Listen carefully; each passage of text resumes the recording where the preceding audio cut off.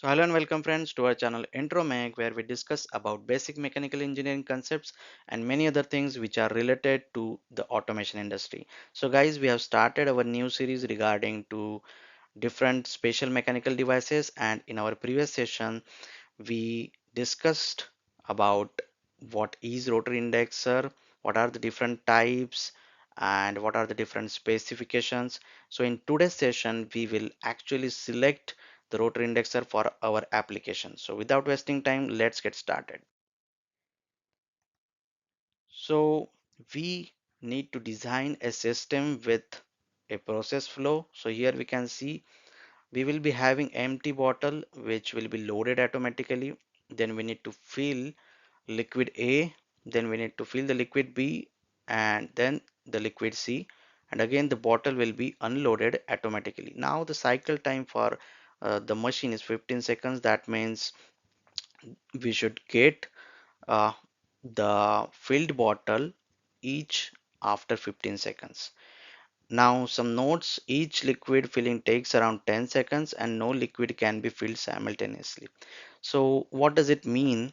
That if we think to design a machine in which first A liquid will be get filled, then B, and then C, then it will take 30 seconds only for filling the liquids, and we want a cycle time of 15 seconds. So what we can do? So now let's see how we can design. So first thing what we can have is a empty bottle conveyor, on which let's assume that the empty bottles will come. Now as we want automatic loading of these bottles, we will have some arrangement over here. It might be a robot, and um, we will be having this first station as a load unload station, where the robot will pick the empty bottle and will place on the first station. Then we will be having the filling station 1, the filling station 2, filling station 3, and then filled bottle conveyor. Again the robot will pick the filled bottle and it will place on the filled bottle conveyor, right? So this is how we can have our machine design. Now you can see that we are using the indexer, and we will be having 4 stations. So first the part will be placed and it will go to the filling station. Now the liquid A has got filled, then it will move to station 2 where liquid B will get filled, then it will move to station 3 where liquid C will filled, and then again it will come to its home position and the robot will pick and place it to the conveyor. So this is how our stations will be. Like a first station will be part and load and unload. So empty bottle will be loading and filled bottle unloading with the help of robot. Station 2 filling station, and bottle gets filled with liquid A over here in station 1. In station 2 we will fill the liquid B, and at station 3 we will fill the liquid C. So this is now our uh, design, and according to that we need to select the indexer. So let's see how we can select that. So Destaco is one of the manufacturer of different kind of automation tools. So we will see one tool which is available on Destaco to select the indexer. So you can go to the Destaco site and you can go into the products. Here you can see different products in clamping, gripping, linear positioning, rotary positioning. So in rotary positioning, we are interested in mechanical indexers, so we will go to the mechanical indexers. So here you can see the Camco mechanical indexers for rotary indexing tables.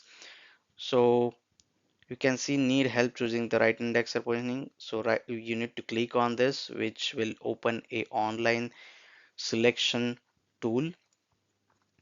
So this is the product sizing tools for the indexer, the rotary indexer sizing tool. So it is having different steps. So this is all input data, and that is very important, like how you give the input to the system, and that's why you should know what you want to design. So this is first the units in which you want, so we can have the metric system. Then will the rotary application use a fixed number of station stops or programmable station stops? This is very important. You can go to the question mark and reach what does the fixed mean. So application always has a set of fixed number of equally spaced station stops. The number of stops cannot be changed, AC or DC. And programmable, we can have the changeable things, few stations which are programmable, and spacing between stations can also vary. So fixed, you can see the cam based with fixed equally spaced stations cannot be changed. If you go for programmable, just see the programmable is servo based and station distance are programmable and number of stations can vary. So with our application we can go with fixed, as we know we require four stations which can be which will be equally spaced. So we can select the fixed system. Then we can go to next. Now here the orientation part will come. So select the index and mounting orientation for the application.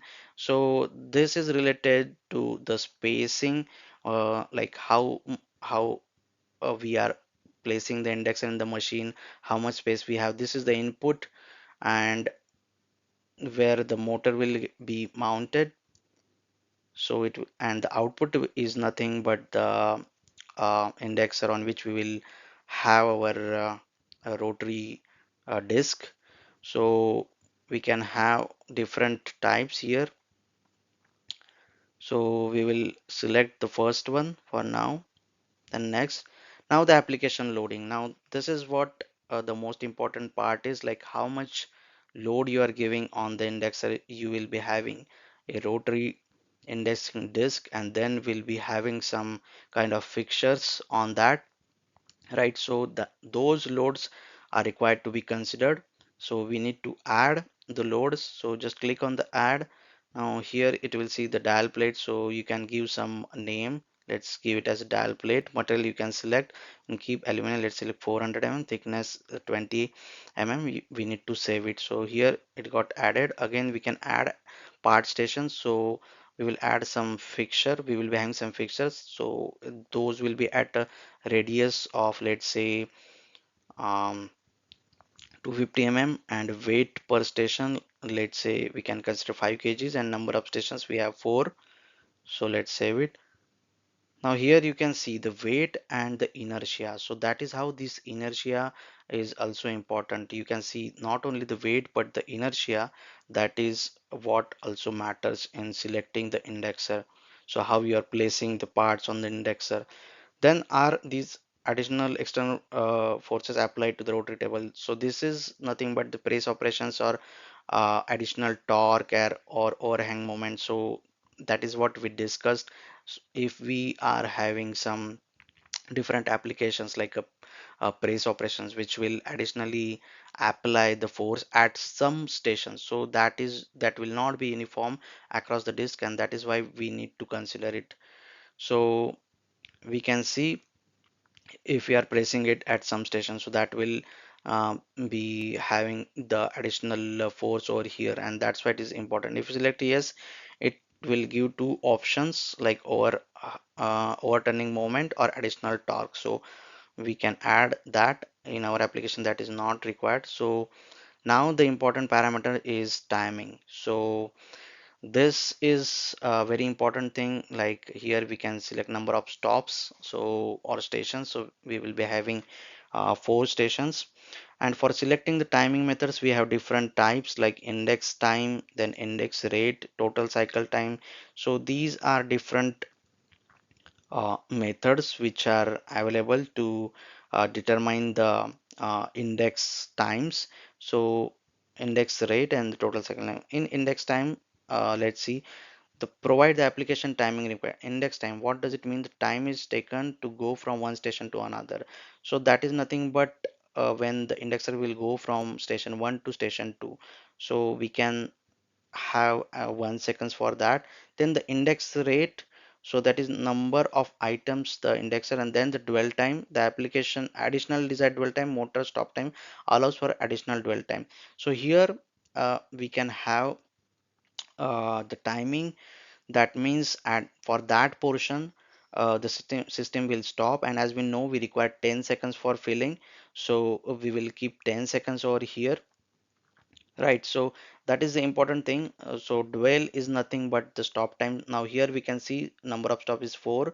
Motion time, that we have given as the index time 1 second, right? And then uh, we have the cam dwell time which got calculated, and motor stop time which we have given as a 10 seconds, right? So this is how it will give the total cycle time index plus dwell, so that will be around 11.18 seconds.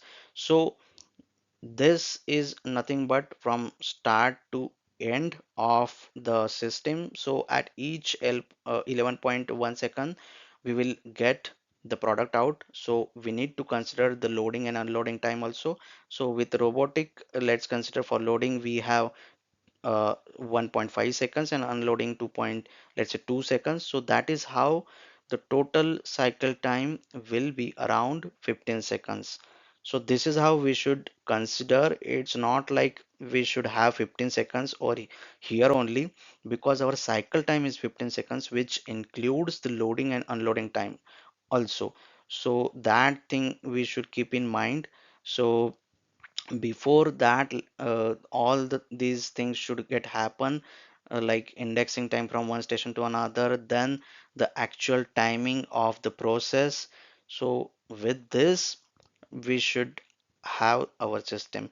Now the indexer selection, we will be having different series over here, the RDM, RD, and different types of indexes. We can have RDM, then view indexes. It will show again now different series in which it will give the beaten life, the hours, stability ratio, then through hole sizes, accuracy in arc seconds. That is what we are discussing. Axial capacity, then the radial capacity, then the output torque. So these things over here. So accuracy, that is one kind of thing which is dependent on our process. So from that we can see like how much arc seconds the particular indexer is giving, then the axial capacity in kg. So that's like first option is offering a huge capacity, we can have that. Then we can go to next,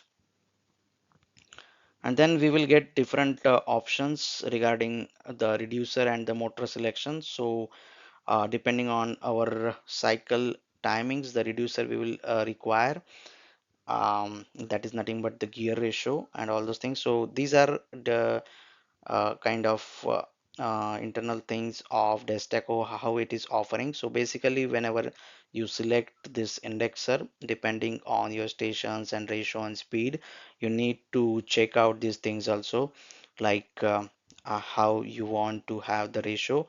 Then we have the motor like AC or DC. According to that, we can select the frame sizes and all those things. So this is how the total selection will be there, and these will be the parameters which we should look into.